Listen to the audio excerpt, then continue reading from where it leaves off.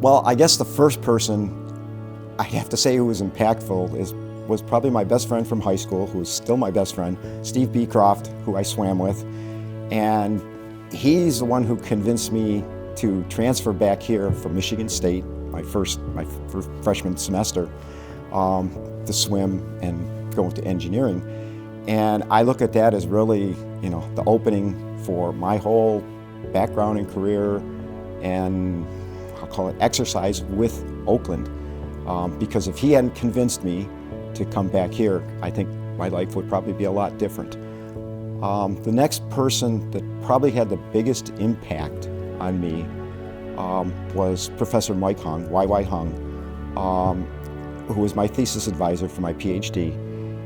But one of the impacts he left on me is he treated his graduate students who worked with him as colleagues, and not just a graduate student, helping in the research.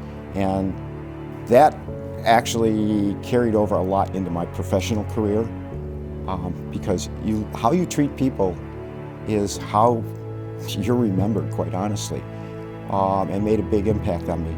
First of all, obviously, I'd like to thank my family. I get kind of emotional about that because they've got big links to this university.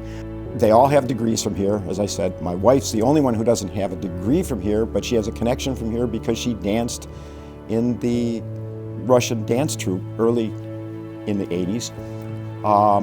Some of the engineering early profs, like Bill Hammerly, who's unfortunately no longer with us, Dick Haskell, Dean Shamra, who actually I was on his search committee, and then on the swimming side, on the athletic side, obviously Pete Hovland, but also Mitch Alters, who's our current coach, and Steve Waterfield.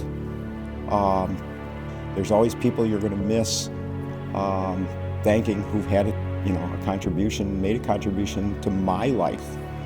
And I just, I'm sorry not to have been able to remember everyone, but it is important to me.